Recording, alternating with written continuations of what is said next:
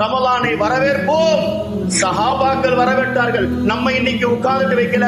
ரமலான் வருவதற்கு முன்னால் உமர் இப்னுல் கத்தாப் ரலியல்லாஹு பிரகடனம் பண்ணார்கள், மர்ஹபன் முதஹிரம் பிதுனூப், மாதமே வருகிற ரமலான் மாதமே, என்னுடைய பாவங்களை சுத்தப்படுத்தி எங்களை பரிசுத்தப்படுத்துகின்ற மாதமே வருக வருக என்று சையதுனா உமர் இப்னுல் கத்தாப் சொன்னார்கள் என்று சொன்னால், அப்படிப்பட்ட மாதத்தை தான் நாம் எல்லாம் இங்கே வரவேற்றுக் கொண்டிருக்கிறோம். சில சூறாக்களை ஓதினோம்.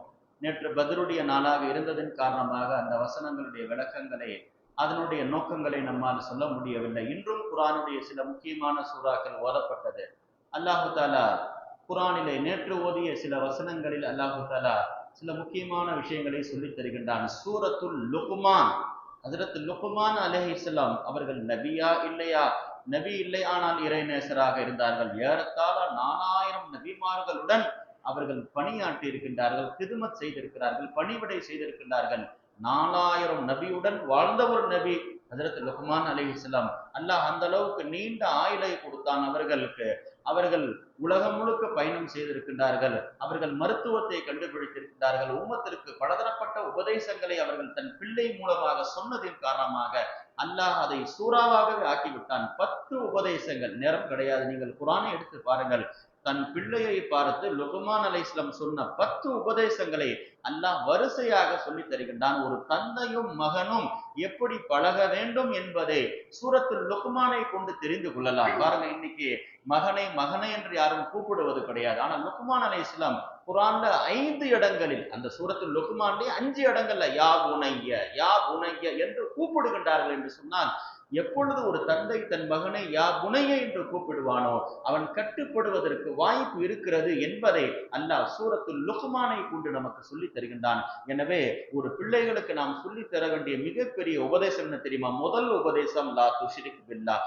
எந்த ஒரு சூழ்நிலைகளும் அல்லாஹ்வுக்கு மாறு செய்து விடாதீர்கள், ஷிர்க் செய்து விடாதீர்கள். அதனால் தான் ஸல்லல்லாஹு அலைஹி வஸல்லம் சையதுனா முஆத் இப்னு ஜபலுக்கு 10 உபதேசம் சொன்னார்கள். அதில் முதல் வார்த்தை யா முஆத் லா துஷ்ரிக் பில்லாஹ் வ இன் குதில்தா ஹுர்ரிக்த.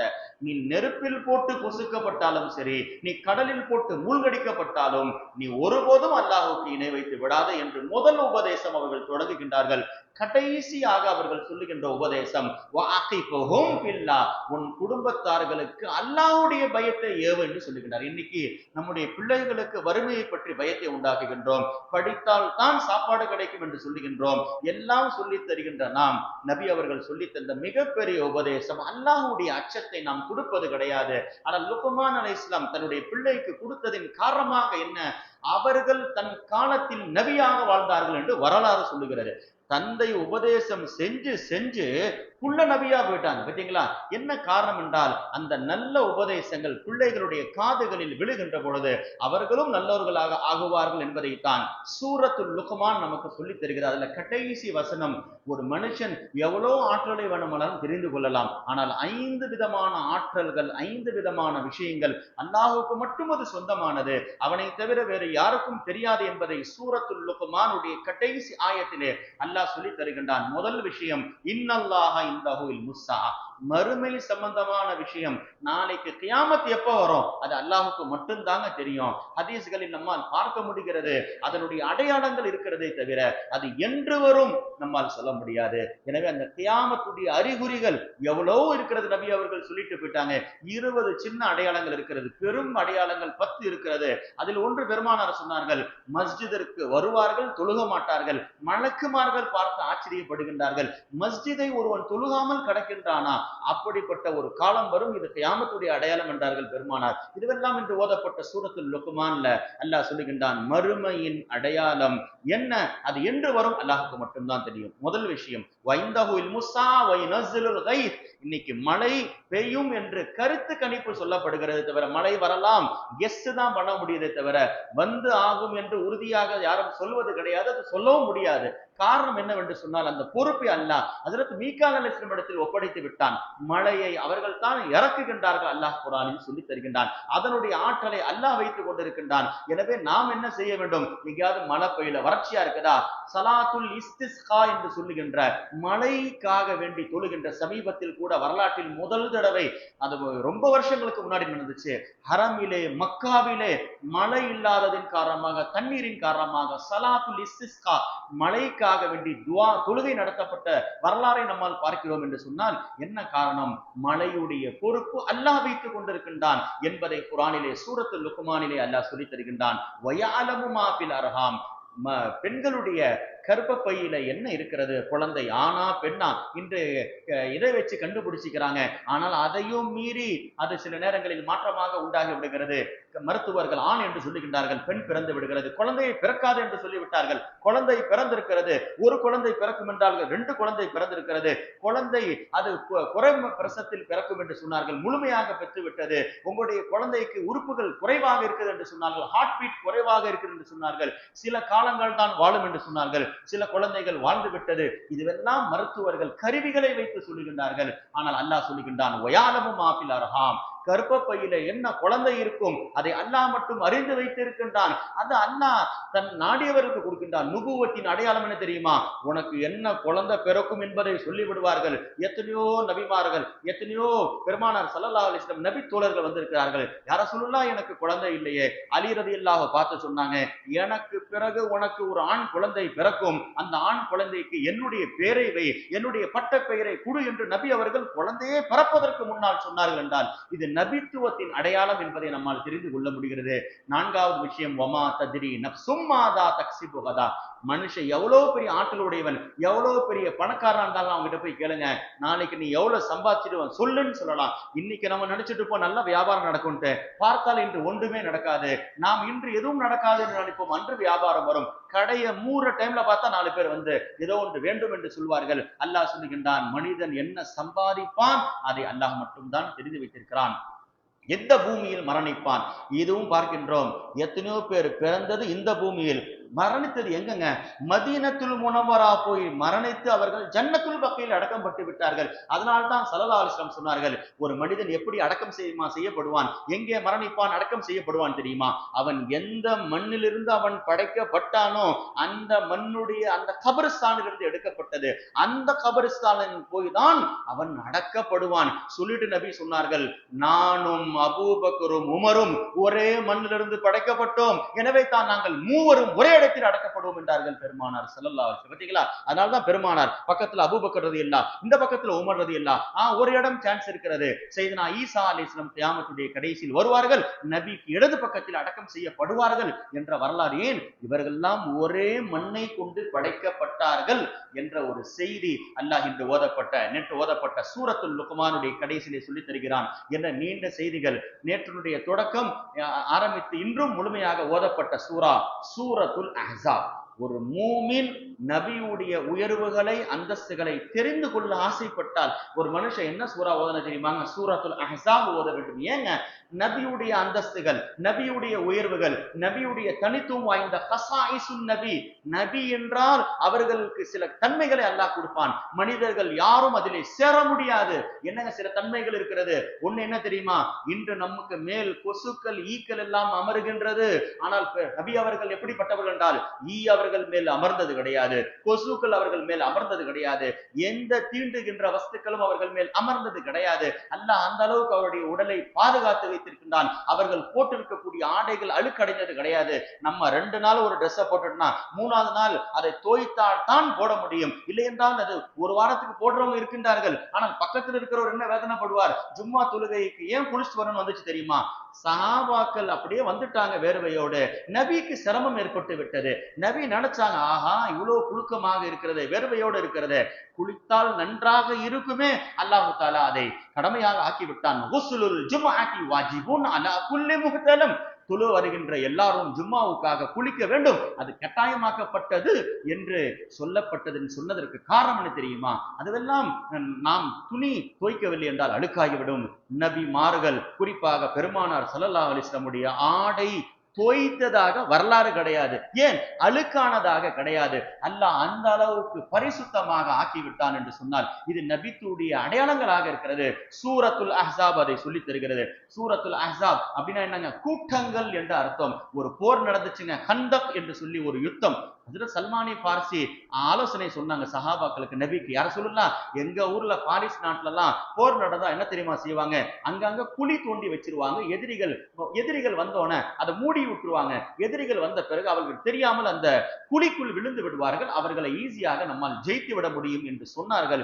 நபி அவர்கள் மதீனாவுக்கு வெளியில ஆங்காங்கே குழி தோண்டி வைத்தார்கள். அதனால் தான் கந்தக் எப்படிப்பட்ட ஒரு யுத்தம் என்று சொன்னால் பல மாதங்களில் குழி தோண்டினார்கள். சஹாபாக்கள் மட்டும் களத்திலே இறங்கவில்லை, நபி பெருமானார் அவர்கள் தாங்களும் அந்த குழியை தோண்டினார்கள். சொன்னார்கள், நபி அவர்கள் சஹாபாக்களை பார்த்து, நானும் வனஹ்பிருல் கந்தக், நானும் குழி தோண்டுவேன். எல்லா சஹாபாக்கள் குழி தோண்டும் போது சொன்ன ஒரு வார்த்தை தெரியுமா, சூரத்துல அஹ்ஸாப் ஓதி பாருங்க. அல்லாஹும்ம லா ஆயிஷா இல்லா ஆயிஷல் ஆகிரா, அல்லாஹ் எங்களுக்கு எந்த வாழ்க்கையும் வேண்டாம், மறுமையின் வாழ்க்கை தான் எங்களுக்கு தேவை, நாங்கள் அப்படிப்பட்ட ஒரு வாழ்க்கையை நாங்கள் விரும்புகின்றோம் என்று அவர்கள் சொல்லிக்கொண்டே, நாங்கள் துன்யாவுக்காக வரவில்லை என்று சொல்லுகின்றார்கள் சஹாபாக்கள். கந்தக்குனுடைய ஒரு வார்த்தையிலே இது வருகிறது என்று சொன்னால், அப்படிப்பட்ட கந்தக்குடைய அந்த வரலாற்றை அல்லாஹ் இன்று ஓதப்பட்ட சூரத்துல் அஹ்ஸாப் அதிலே சொல்லி தருகின்றான். சல்மானே பார்சி தாங்க இந்த ஆலோசனை கொடுத்தாங்க. எப்பொழுது சல்மானே பார்சி குழி தோண்ட ஆரம்பித்தார்களோ, இந்த பக்கம் முஹாஜிர் சஹாபாக்கள் இருந்தாங்க. அவங்க சொன்னாங்க முஹாஜிர் சல்மானை பார்த்து, சல்மானு மினல் முஹாஜிரின், முஹாஜிராக எங்களை சார்ந்தவர் சல்மான் என்று அவர்கள் சொல்லுகின்றார்கள். இந்த பக்கம் அன்சாரி சஹாபாக்கள் இருந்தாங்க. சொன்னாங்க, என்னது முஹாஜிர்கள் நீங்களா சல்மானை உரிமை கொண்டாடுகின்றீர்கள்? சொன்னார்கள், சல்மானு மினல் அன்சார், சல்மான் அன்சாரியை சார்ந்தவர்கள், அவங்களுக்கு ஊடு கிடையாது, வாசல் கிடையாது. ஏன், அவங்க ரோம் பாரிஸ் நாட்டில இருந்து அவர்கள் வந்தார்கள். அவர்களை எல்லாரும் உரிமை கொண்டாடினாங்க. நபி பார்த்துட்டே இருந்தாங்க. அவர்கள் முஹாஜிர்கள் எங்களுக்குரியவர் என்றார்கள், அன்சாரிகள் எங்களுக்குரியவர் என்றார்கள். இப்போ பெருமானார் ஸல்லல்லாஹு அலைஹி வஸல்லம் சொன்னார்கள், சல்மானு மின்னா அஹ்லல் பைத், முஹாஜிரும் கிடையாது சல்மான், அன்சாரியும் கிடையாது, சல்மான் எங்கள் வீட்டு சொத்து என்றார்கள் பெருமானார் ஸல்லல்லாஹு அலைஹி வஸல்லம். என்ன காரணம் என்றால், இன்னைக்கும் சல்மானை பார்சியை போய் பாருங்க, அவர்கள் எங்கே அடக்கம் செய்யப்பட்டிருக்கிறார்கள்? ஈராக்கிலே அவர்கள் மதாயின் என்ற இடத்தில் அடக்கம் செய்யப்பட்டிருக்கிறார்கள். இன்று ஷியாவுடைய கண்ட்ரோல் இருக்கிறது. கொண்டாடுகின்றார்கள் ஷியாக்கள். சஹாபாக்கள்னா ஷியாக்களுக்கு ஆகாது, ஆனால் சல்மானை பார்சியை கொண்டாடுகின்றார்கள். என்ன காரணம் தெரியுமா? நபியுடைய வீட்டில் ஒருவராக அவர்கள் வாழ்ந்தார்கள். நபி யாரை பார்த்து என் வீட்டு பொருள் என்று சொன்னது கிடையாது.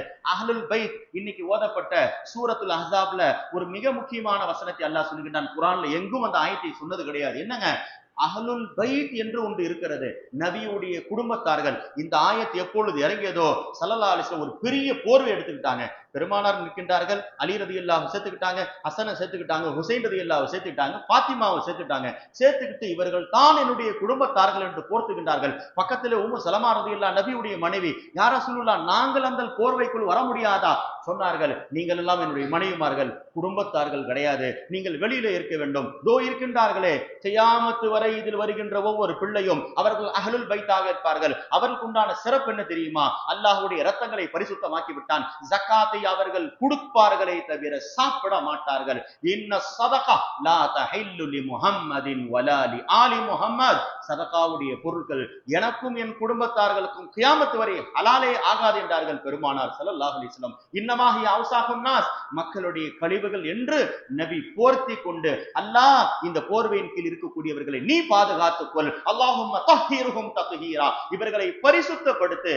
சூரத்துல் அஹ்ஸாப் இன்று ஓதப்பட்ட வசனம் அந்த அஹ்லுல் பைத் என்பவர்களை பரிசுத்தமாக ஆக்கி, அந்த ஒரு வார்த்தையை நபி சல்மானே பார்சியை பார்த்து சொன்னார்கள். இன்று ஓதப்பட்ட சூரத்துல் அஹ்ஸாப் அப்படிப்பட்ட ஒரு சிறப்பு வாய்ந்த சூறாவாக இருக்கிறது. ஒரு டைம் அந்த சூரா இறங்குகின்ற பொழுது சூரத்துல் பக்ரால ஏறத்தாழ 265 ஆயத், 265 ஆயத்து சூரத்துல் அஹ்ஸாப்ல இருந்துச்சு. ஆனால் நீக்கப்பட்டு நீக்கப்பட்டு நீக்கப்பட்டு இன்னைக்கு குர்ஆன்ல எத்தனை ஆயத் தெரியுமா இருக்கு? சூரத்துல் அஹ்ஸாப் 73 ஆயத்து தான் இருக்கிறது. காரணம் என்ன தெரியுமா?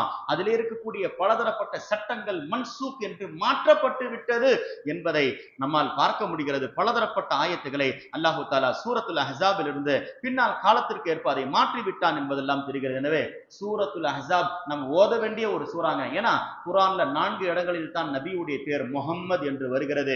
அதுல ஒரு இடம் இன்று ஓதப்பட்ட சூரத்துல் அஹ்ஸாப்ல அல்லாஹ் ஒரு மிக முக்கியமான சட்டத்தை சொல்லி தருகின்றான். முஹம்மது ஸல்லல்லாஹு அலைஹி வஸல்லம் ஆண்கள் யாருக்கும் தந்தை கிடையாது, எல்லாருக்கும் நபி ரசூலாக இருக்கின்றார்கள். வஹாத்தமன் நபியின், நபிக்கு ரொம்ப பிடிச்ச பேர் என்ன தெரியுமா? நபி, நபிமார்களுடைய முத்திரையாக கடைசியாக இருக்கின்றார்கள்.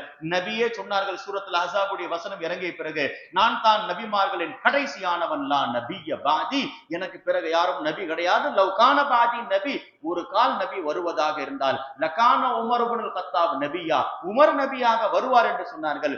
யாரும் ரசூலுல்லாஹ் உங்கள் பிள்ளை இப்ராஹிம் பிறந்து 13 மாதத்திலே மரணித்து விட்டாரே, ஏன் அல்லாஹ் அவரை வாழ வைக்கவில்லை கேட்டார்கள் சஹாபாக்கள். நபி சொன்னார்கள், என் பிள்ளை பருவத்தை அடைந்து அவருடைய முகத்திலே தாடியும் மீசையும் முளைத்து விட்டால் லக்கான நபியா, என் புள்ள நபியா போடுவாரு, எனக்கு பிறகு நபி கிடையாது, அல்லாஹ் நுபுவத்துடைய வாசலை அடைத்து விட்டான். எனவே தான் என்னுடைய ஆண் பிள்ளைகள் எல்லாம் அல்லாஹ் உயர்த்தி கொண்டான், என் பெண் பிள்ளைகளை அல்லாஹ் வைத்து விட்டான் என்றார்கள் பெருமானார் ஸல்லல்லாஹு அலைஹி வஸல்லம். ஒரு கால் இப்ராஹிம் அலைஹிஸ்ஸலாமுடைய மகன் நபி, யாக்கூப் அலைஹிஸ்ஸலாமுடைய மகன் நபி, இஸ்ஹாக் அலைஹிஸ்ஸலாமுடைய மகன் நபி, என்னுடைய மகன் நபியாக இருக்க மாட்டாரா? வாழ்ந்திருந்தால் ஆகியிருப்பார். ஆனால் அல்லாஹு தஆலா விரும்பவில்லை என்றார்கள் பெருமானார் ஸல்லல்லாஹு அலைஹி வஸல்லம். எனவே சூரத்துல் அஹ்ஸாப் இதையெல்லாம் சொல்லித் தருகிறது.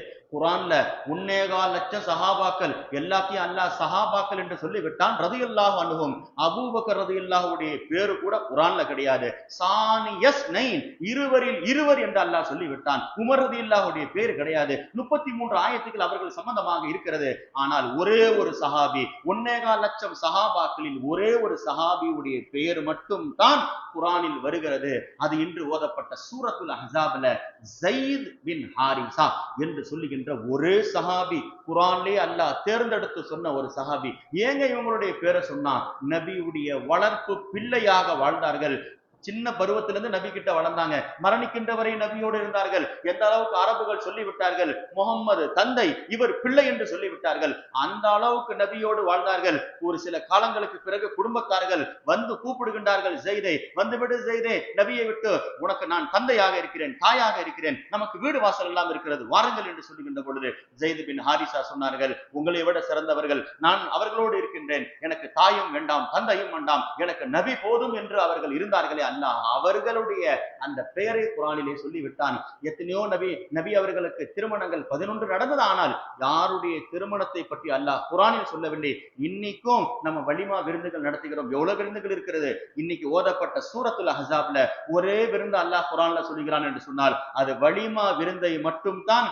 இன்று ஓதப்பட்ட சூரத்துல் அஹ்ஸாபிலே ஸைனப் பின்த் ஜஹஷ் ரலியல்லாஹு நபி எப்பொழுது திருமணம் செய்தார்களோ அல்லாஹ் சொல்லுகின்றான், அவருடைய திருமணத்தை வானத்தில் நான் நடத்தி வைத்தேன். நம்முடைய திருமணங்கள் மஸ்ஜிதுகளிலே நடத்துவது யாருங்க? ஹஸரத் அவர்கள், இமாம் அவர்கள் குத்பா ஓதுகின்றார்கள். அல்லாஹ் சொல்லுகின்றான், நபிக்கும் ஸைனபுக்கும் திருமணம் நான் நடத்தி வைத்தேன். அல்லாஹ் அதனால் அந்த விருந்தை கொடுங்கள், வலிமா விருந்து சுன்னத். அதற்கு காரணம் இன்று ஓதப்பட்ட சூரத்துல் அஹ்ஸாபிலே அல்லாஹ் வசனத்திலே நபி அவர்கள் ஸைனப் ரலியல்லாஹுடைய விருந்து, வலிமா விருந்து கொடுத்த வரலாறு எல்லாம் இன்று ஓதப்பட்ட சூறாக்களிலே இருக்கு. எனவே இந்த சூரத்துல் அஹ்ஸாப் நபியுடைய தனிப்பெரும் சிறப்புகளை, அதே போன்று தான் நபியுடைய ஒரு சிறப்பு என்ன தெரியுமா?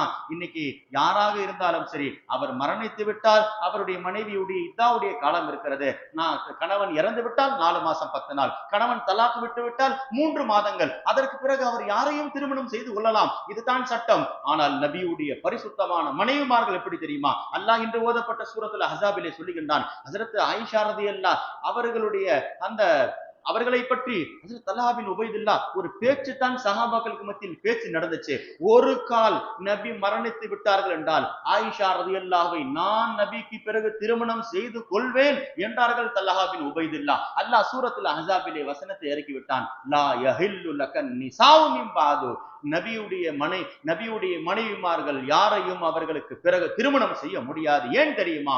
அவர்கள் உம்மஹாத்துல் மூமினீன், எல்லா ஆண் மூமின்களுக்கு தாயாக இருக்கின்றார்கள், பெண்களுக்கு கிடையாது என்ற அல்லாஹ் வசனத்தை இறக்கி தாயை திருமணம் செய்வது ஹராம். எனவே நீங்கள் உம்மஹாத்துல் மூமினீனே, நபியுடைய மனைவிமார்களை யாரையும் திருமணம் செய்ய முடியாது.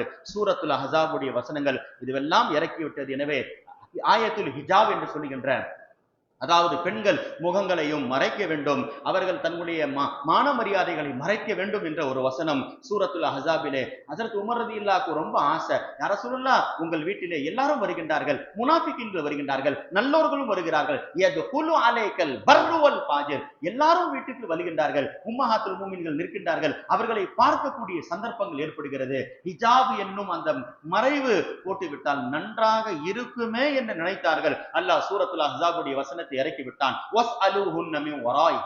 இதற்கு பிறகு பெண்கள் தங்கள் முகங்களை தங்களுடைய மறைவிடங்களை மறைத்து விட்டு தான் வெளியே போக வேண்டும் என்ற வசனம் இறக்கப்பட்டு விட்டது. இதுவெல்லாம் சூரத்துல் அஹ்ஸாபிலே அல்லாஹு தஆலா சொல்லித் தருகிறான் என்று சொன்னால், சூரத்துல் அஹ்ஸாப் பலதரப்பட்ட சிறப்புகளை உள்ளடக்கியதாக இருக்கிறது. அதுல ஒன்று தான் ஆயத்துல் சலாத் அலன் நபி ஸல்லல்லாஹு அலைஹி வஸல்லம், நபியின் மீது ஸலவாத் ஓதுகின்ற ஒரு ஆயத். இன்னைக்கு ஸலவாத் ஓதணும், அந்த ஒரு ஆயத் சூரத்துல் அஹ்ஸாபில் இருக்கிற ஏறத்தாழ 53வது வசனம் என்று நினைக்கின்றேன். அல்லாஹ் சொல்லுகின்றான், அல்லாஹும் மலக்குமார்களும் நபியின் மீது ஸலவாத்தை இறக்கி கொண்டே இருக்கின்றார்கள், ரஹமத்தை இறக்கி கொண்டே இருக்கிறார்கள். மூமின்களே, நீங்களும் நபியின் மீது ஸலவாத் ஓதுங்கள். எனவே தான் எல்லா மதுஹபுகளையும் இமாம்கள் எல்லாரும் இந்த ஆயத்தை இறங்க பிறகு சொல்லிவிட்டார்கள், வாழ்நாளில் நபியின் மீது ஒரு தடவையாக மூமினாக இருந்தால் அவர் ஸலவாத் ஓதியே ஆக வேண்டும் என்பதை கட்டாயமாக அல்லாஹ் தஆலா ஆக்கிவிட்டான். எனவே தான் தொழுகையிலே தரூதே இப்ராஹிம் என்பதை ஒரு நாளைக்கு 5 தடவைகளுக்கு மேல் 5 தொழுகைகளில் நாம் ஓதுவது கடமையாக ஆக்கப்பட்டதற்கு காரணம் சூரத்துல் அஹ்ஸாபுடைய அந்த வசனங்களை தான்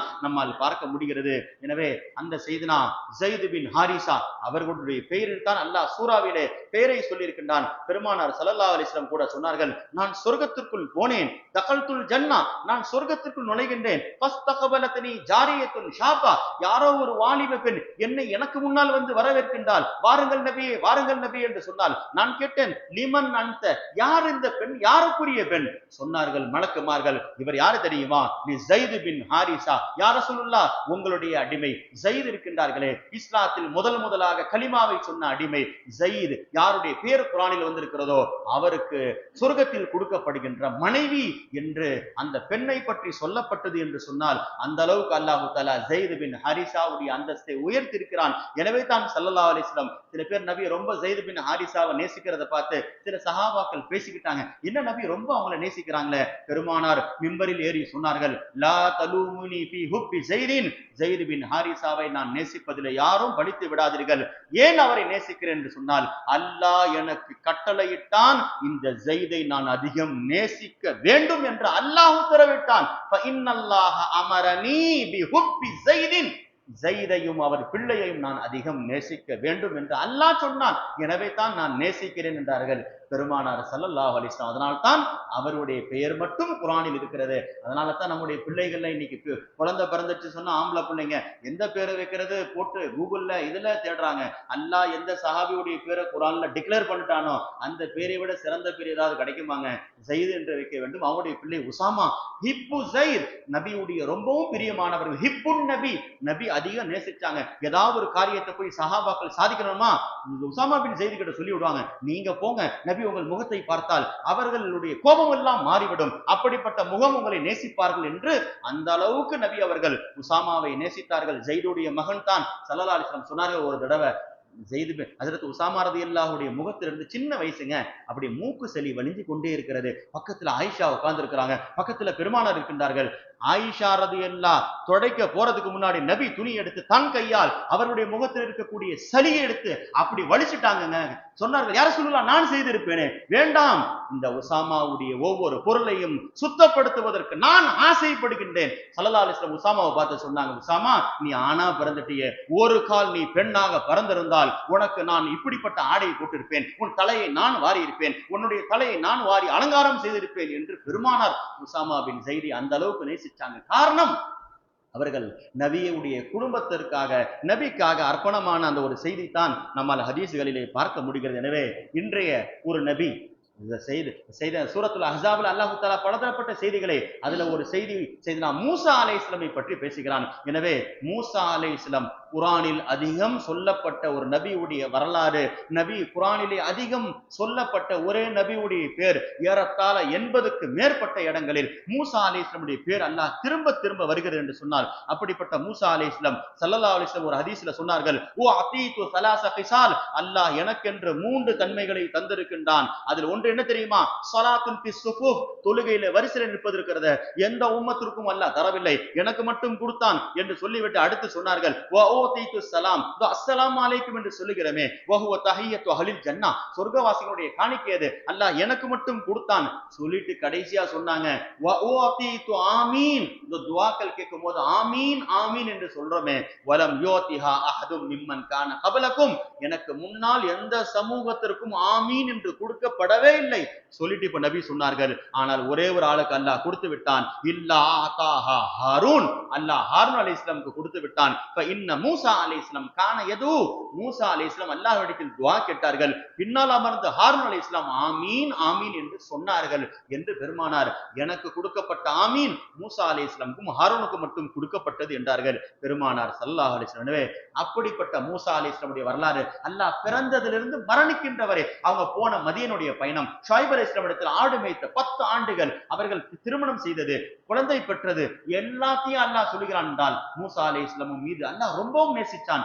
நபியுடைய பிறகு இப்ராஹிம் அலைஹிஸ்ஸலாம், இப்ராஹிம் அலைஹிஸ்ஸலாமுக்கு பிறகு சிறந்த அந்தஸ்துடையவர்கள் உலுல் அஸம் நபி ஹஜ்ரத் மூசா அலைஹிஸ்ஸலாம் என்று சொன்னால் நபி சொன்னார்கள் அஹ்லுல் ஜன்னah, சொர்க்கத்தில் எல்லாரும் போகும்போது எப்படி தெரியுமா போவாங்க, ஜுருதுன் முருதுன், அவருடைய முகங்களிலே மீசை இருக்காது, தாடி இருக்காது, ஆடைகள் இருக்காது சொல்லிட்டு சொல்றாங்க எல்லாம் இருக்காது, ஒரே ஒரு ஆளுக்கு மட்டும் மீசையும் இருக்கும் தாடியும் இருக்கும் என்றார்கள். சொர்க்கத்துல யாருக்கும் இருக்காது மீசை தாடி. நபி சொன்னார்கள் இல்லா மூசா அலைஹிஸ்ஸலாம், மூசா அலைஹிஸ்ஸலாமுக்கு மட்டும் ஃபஇன்னலஹு லஹியத்துன், ஏன் அவருக்கு தாடி இருக்கும் தெரியுமா, தல்ரபு இலா சுர்ரத்திஹி, வாழுகின்ற பொழுது தாடியை பேணி பாதுகாத்தார்கள். அவர்கள் ரொம்பவும் வாரிக்கொண்டே இருப்பார்கள், இங்கிருந்து தொடங்குகின்ற தாடி அவருடைய தொப்புளுக்கு வரும், அந்த அளவுக்கு நீண்ட தாடியை வைத்திருந்தார்கள். எனவே அல்லாஹ் சொர்க்கத்தில் அவர்களுக்கு மட்டும் மீசையும் தாடியும் தருவான் என்றார்கள் பெருமானார் ஸல்லல்லாஹு அலைஹி வஸல்லம். அப்படிப்பட்ட நபி செய்தனா மூசா அலைஹிஸ்ஸலாத்து வஸலாம். எனவே பெருமானார் சொன்னார்கள் போய்த மூசா, பெருமானார் மூசா அலைஹிஸ்ஸலாம் அவர்கள் ஒவ்வொரு ராயின் கணம் 10 ஆண்டுகள் ஆடு மேய்த்தார்கள்.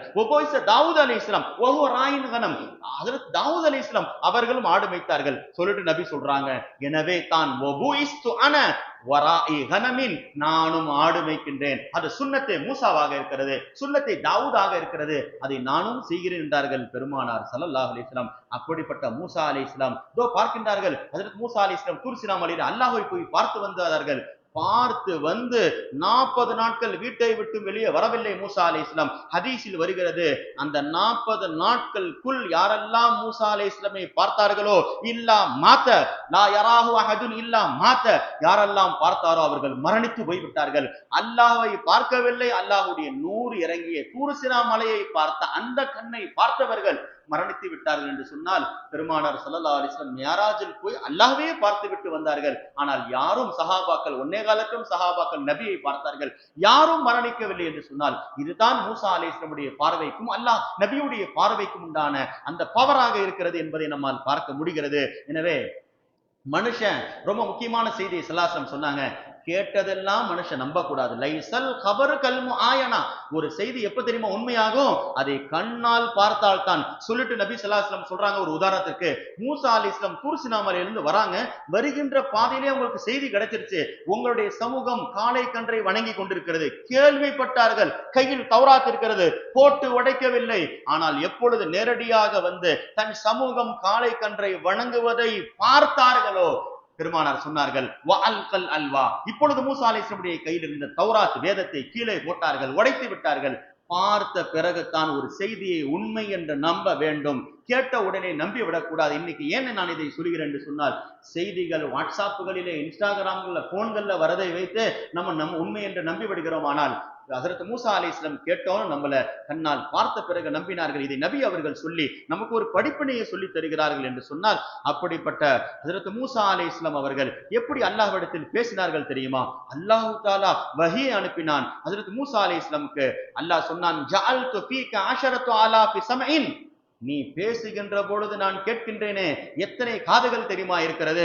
10,000 காதுகளை நான் உனக்காக ஆக்கி இருக்கின்றேன், என் பேச்சை கேட்பதற்காக. இன்னைக்கு பார்க்கின்றோம், நமக்கு என்னங்க, நான் மைக்கில் பேசுறேன், நீங்க கேட்கின்றீர்கள், நமக்குள்ள டிஸ்டன்ஸ் இவ்வளவு தான், இந்த 2 காது இந்த சப்தத்தை போதும். ஆனால் மூசா கலீமுல்லாவாக இருந்தார்கள். அல்லாஹ் சொல்லுகின்றான், மூசாவை நீ மற்றவரிடத்தில் பேசுகின்ற பொழுது உனக்கு 2 காது, என் பேச்சை கேட்கின்ற பொழுது 10,000 காதுகளை உனக்கு நான் ஆக்குகின்றேன். பாருங்க, வஹீது, இது ஹதீஸ் குதுசி, 10,000 காதை வைத்த பிறகுதான் என் பேச்சு உன் காதில் விழுகிறது என்று அல்லாஹ் சொன்னான். ஹத்தா சமயத்து கலாமி, 10,000 காதுகள் வந்த பிறகுதான் என் பேச்சை நீ கேட்க முடியும். இப்ப சொல்றான் அல்லாஹ், வஅஷரத்து ஆலாஃபி லிசானின், 10,000 நாக்குகளை உனக்காக ஆக்கியிருக்கிறேன். ஹத்தா அஜபுதனி, நீ என்னிடத்தில் மற்றவனிடத்தில் பேசுறதுக்கு ஒரு நாக்கு போதும், என்னிடத்தில் பேசுவதற்கு 10,000 நாக்குகள் தேவை அல்லாஹ் சொன்னான். இப்ப சொல்லிட்டு அல்லாஹ் சொல்றான், எல்லாம் கரெக்ட், நீ என்னிடத்தில் பேசுகிறாய், நான் கேட்கின்றேன். 10,000 காதுகள், 10,000 நாக்குகள்.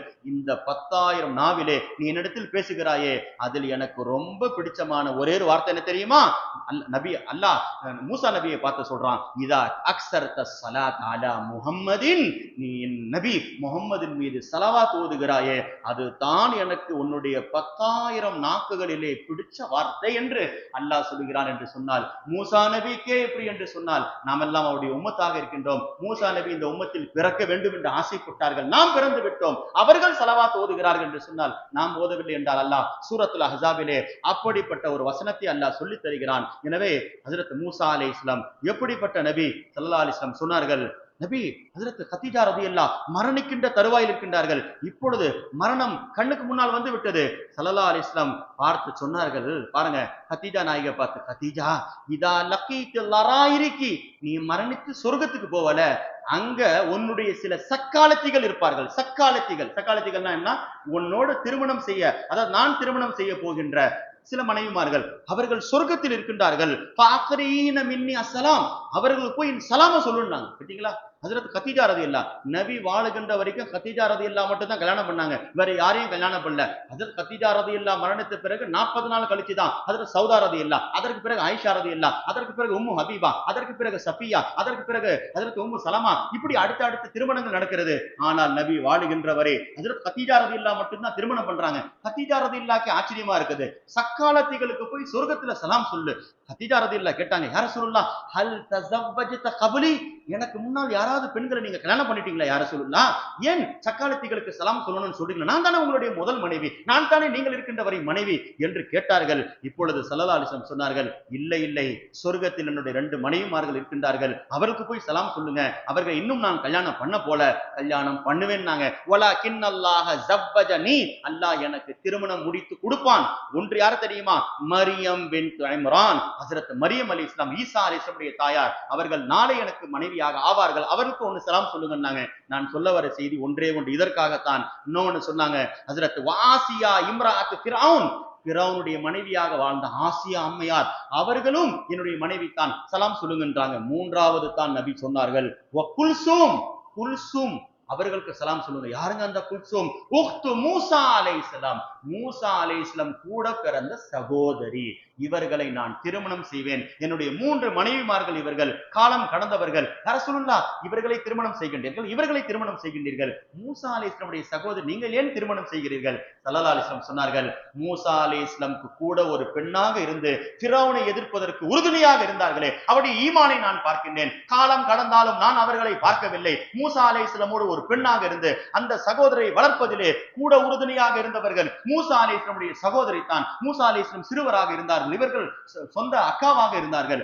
அவர்களுடைய அந்த பண்பை பார்த்துத்தான் நான் திருமணம் செய்கிறேன் என்றார்கள் பெருமானார் ஸல்லல்லாஹு அலைஹி வஸல்லம். அப்படிப்பட்ட மூசா அலைஹிஸ்ஸலாம் தாயும் சிறந்தவர்கள். அல்லாஹ் குர்ஆன்ல எந்த பெண்ணை பார்த்து நான் வஹி இறக்கணும்னு சொல்லவே இல்லைங்க. மூசா அலைஹிஸ்ஸலாமுடைய தாயை பார்த்து அல்லாஹ் சொல்றான், வஹி நபிமார்களுக்கு மட்டும் தாங்க வரும். ரூயல் அன்பியாய் வஹியுன், நபிமார்களுக்கு சொந்தமானது வஹி, அவர்கள் கனவில் கண்டாலும் வஹி தான். ஆனால் யாரை பார்த்தும் அல்லாஹ் நான் வஹி இறக்கணும் நபிமார்களை தவிர யாருக்கும் சொன்னது கிடையாது. ஒரே ஒரு பெண்ணுக்கு சொல்லுகிறான். ஏன் மரியம் அலைஹிஸ்ஸலாம் கூட சொன்னதில்லை? ஒரே ஒரு பெண்ணுக்கு அல்லாஹ் சொல்லுகிறான், வஅவ்ஹைனா இலா உம்மி மூசா, மூசா அலைஹிஸ்ஸலாமுடைய தாயின் பக்கம் நான் வஹியை அனுப்பினேன் என்று அல்லாஹ் சொன்னான் என்று சொன்னால், அந்த ஈமான் மூசா அலைஹிஸ்ஸலாமுடைய தாய்க்கு எந்த அளவுக்கு ஈமான் இருந்திருக்கும். யூஹானிஸ், அவங்களுடைய பேர் யூஹானிஸ், ஹஜ்ரத் மூசா அலைஹிஸ்ஸலாமுடைய தாய் பெயர். அப்படிப்பட்ட ஒரு வளர்ப்புக்கு சொந்தக்காரர் ஸல்லல்லாஹு அலைஹி வஸல்லம் சொன்னார்கள், உரியது அலல் உமம், நான் சொர்க்கத்திற்கு போனேன், பெரும் கூட்டத்தை பார்த்தேன். இது யாருடைய? 10 பேர் வந்தாங்க ஒரு நபியோட, 10 பேர் வந்தாங்க ஒரு நபியோட, ஒரு நபியோட 20 பேர் வந்தாங்க, ஒரு நபியோட 100 பேர். இந்த சமூகம் யார் தெரியுமா? இந்த நபியுடையது, இந்த நபியுடையது என்றார்கள். ரொம்ப குறைந்த சமூகம் கொடுக்கப்பட்டவர்கள் இப்ராஹிம் அலைஹிஸ்ஸலாம் தாங்க. அதனால தான் அல்லாஹ் சொன்னான், உங்களுக்கு சமூகம் இல்லை என்று நினைக்காதீர்கள், நீங்களே ஒரு சமூகம் என்று அல்லாஹ் சொல்லிவிட்டான். கலிமா சொன்னவங்க யாருங்க? லூத் அலைஹிஸ்ஸலாம். கலிமா சொன்னவங்க யாருங்க? நம்ரூதுடைய மகள். இவர்கள் தான் கலிமா சொன்னார்கள். அப்படிப்பட்ட சிறந்த குறைந்த சமூகத்தை கொடுக்கப்பட்டவர்கள் இப்ராஹிம் அலைஹிஸ்ஸலாம். ஆனால் இப்ப நபி சொன்னார்கள், எல்லாம் கொஞ்சம் கொஞ்சம் சமூகம் கொடுக்கப்பட்டவர்கள். இப்பொழுது பெரும் கூட்டத்தை பார்த்தால் மூசா அலைஹிஸ்ஸலாம் வருகின்றார்கள். யா அல்லாஹ், இது எந்த சமூகம்? இது மூசா அலைஹிஸ்ஸலாமுடைய சமூகம். அப்படியா என்று பிரமித்து பார்த்து கொண்டே இருக்கிறேன். மூசா அலைஹிஸ்ஸலாமுடைய சமூகம் போயிடுச்சு. அதற்கு பிறகு பெரிய சமூகம் வந்துச்சு.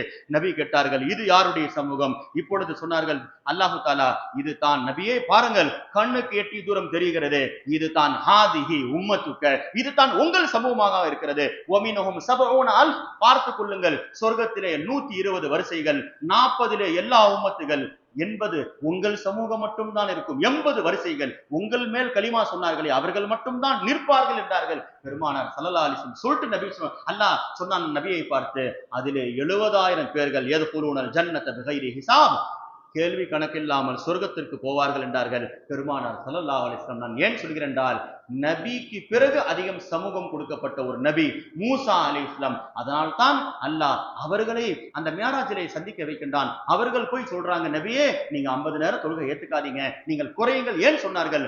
நான் பழக்கப்பட்டிருக்கின்றேன், அதிகம் சமூகம் கொடுக்கப்பட்டவன் என்ற அடிப்படையில் தான் இப்ராஹிம் அலைஹிஸ்ஸலாம் இடத்தில் பேசவில்லை, நூஹ் அலைஹிஸ்ஸலாம் இடத்தில் பேசவில்லை, அவர்களும் வானத்தில் தான் இருக்கின்றார்கள். மூசா அலைஹிஸ்ஸலாம் இடத்தில் பேசியதற்கு காரணம் சிறந்த சமூகம், மக்களை அதிகம் கொண்டவர்கள் என்பதையெல்லாம் நம்மால் பார்க்க முடிகிற. எனவே அல்லாஹ் தஆலா மூசா கலீமுல்லாவாக அல்லாஹ்விடத்தில் எவ்வளவோ தடவை பேசியிருக்கிறாங்க. ஒரு ரிவாயத்தில் வருகிறது, ஏறத்தாழ ஜிப்ரீல் அலைஹிஸ்ஸலாம் துன்யாவுக்கு வந்திருக்கிறாங்க. நபியிடத்தில் வந்தது குறைந்த காலங்கள் தான், 25 ஆண்டுகள் தான் வந்தார்கள். மூசா அலைஹிஸ்ஸலாம் இடத்தில் எத்தனை வஹீ தெரியுமா கொண்டு வந்தார்கள்? 1,20,000 வஹீகளை மூசா அலைஹிஸ்ஸலாம் இடத்தில் கொண்டு போனார்கள். ஜிப்ரீல் அலைஹிஸ்ஸலாம் என்ற வரலாறுகள் நம்மால் பார்க்க முடிகிறது.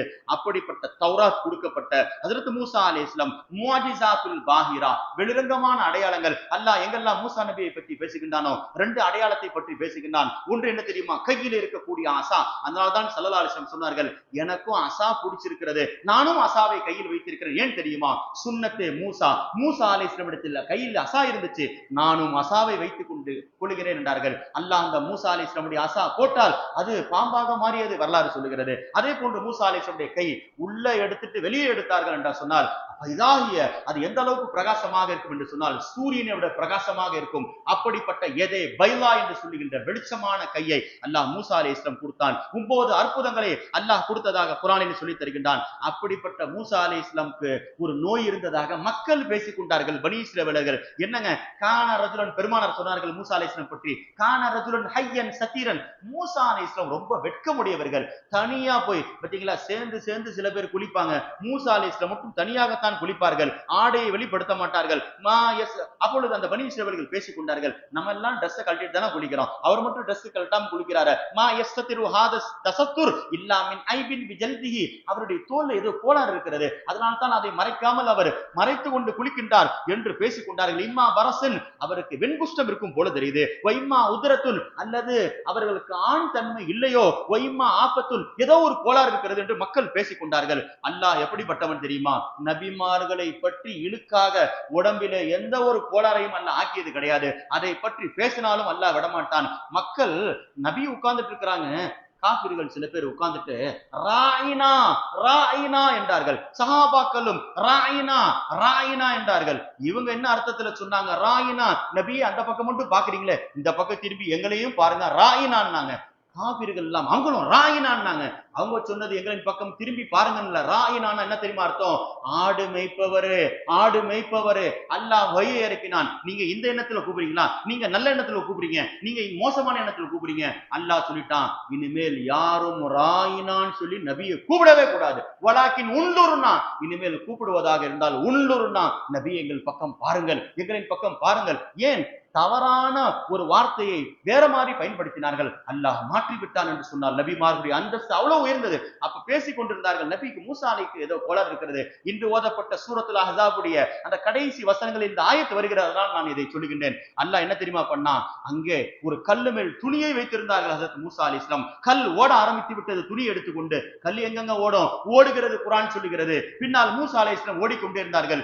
மேலே ஆடை கிடையாது, கீழே மட்டும் தான் ஆடை இருக்கிறது. தோ பனி இஸ்ரவேலர்கள் குளித்துக் கொண்டிருந்த பகுதி வந்து விட்டது. அவர்கள் பார்த்து விட்டார்கள், ஆஹா இவருக்கு எந்த கோளாறும் கிடையாது, வெட்கத்தின் காரணமாகத்தான் இவர் தனியாக குளிக்கின்றார் என்று பேசிக்கொண்டு ஹஜரத் மூசா அலைஹிஸ்ஸலாம் தன் கையில் இருந்த அசாவை வைத்து அந்த கல்லை அடித்த வரலாறெல்லாம் என்று ஓதப்பட்ட சூரத்துல் அஹ்ஸாபிலே அல்லாஹு தஆலா சொல்லி தருகிறான். எனவே சூரத்துல் அஹ்ஸாப் பலதரப்பட்ட சிறந்த ஆயத்துக்களை கொண்டது. அல்லாஹு தஆலா இதிலே அல்லாஹ் மனிதர்களுக்கு அமானிதத்தை கொடுத்ததாக சொல்லுகின்றான். இந்த வானம் பூமிகள் அமானிதத்தை மறுத்துவிட்டது, மனிதர்கள் ஏற்றுக்கொண்டார்கள். யார் ரசூலுல்லாஹ், அந்த அமானிதம் என்ன என்று கேட்கின்ற பொழுது ஸல்லல்லாஹு அலைஹி வஸல்லம் சொன்னார்கள், 3 வஸ்துக்கள் தான் அமானிதம், அதை நீங்கள் பேணும் காலமெல்லாம் அல்லாஹ் உங்களை பாதுகாப்பான். அந்த 3 வஸ்து என்ன தெரியுமா?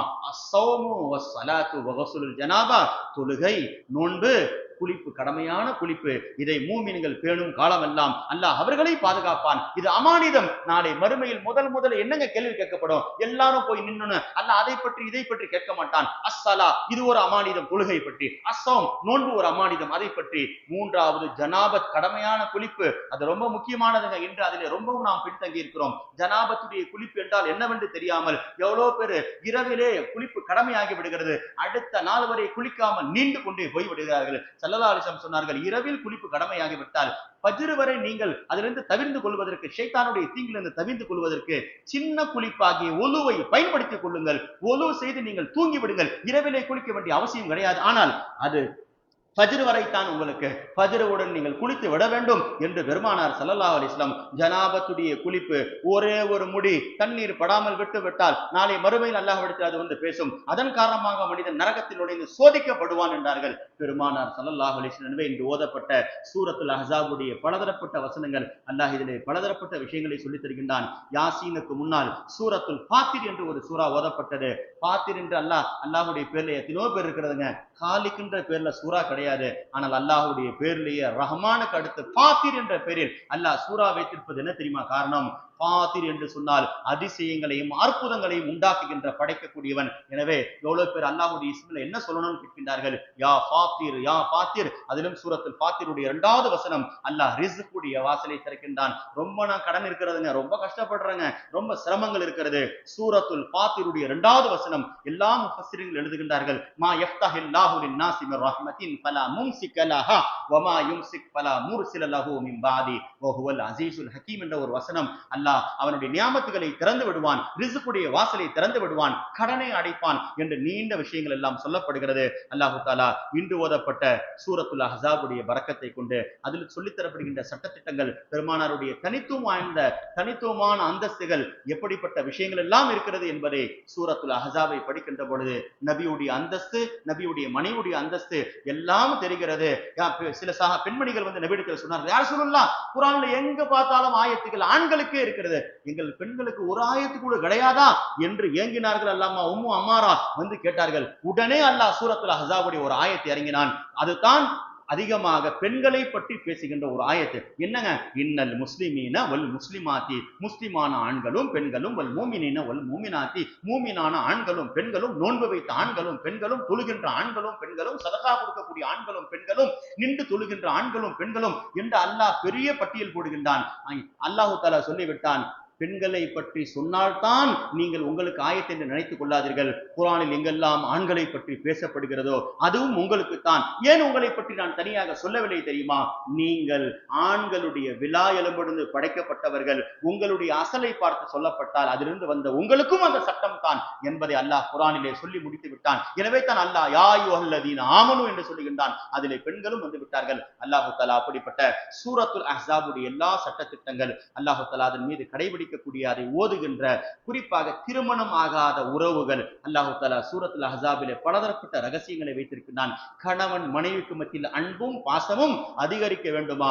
சூரத்துல் அஹ்ஸாப் தான் அதற்கு மிகப்பெரிய, ஏன் பாசத்தினுடைய அல்லாஹு தஆலா உச்சகட்டத்தை அல்லாஹ் சூரத்துல் அஹ்ஸாபிலே சொல்லித் தருகின்றான். அப்படிப்பட்ட சூறாக்களின் அடிப்படையில் அல்லாஹு தஆலா சமூகத்தில் எல்லா விதமான பாதுகாப்பு, நிம்மதி, கணவன் மனைவிக்கு மத்தியில் ஐக்கியம், ஒற்றுமையை அல்லாஹு தஆலா தந்து ரமலானுடைய எஞ்சி இருக்கக்கூடிய 12 நாட்களையும் அல்லாஹு தஆலா இபாதத்துகளிலே கழிக்கக்கூடிய பாக்கியத்தை தருவானாக. வாஹிரு தாவானா அல்ஹம்துலில்லாஹி ரப்பில் ஆலமீன். அஸ்ஸலாமு அலைக்கும் வரஹ்மத்துல்லாஹ்.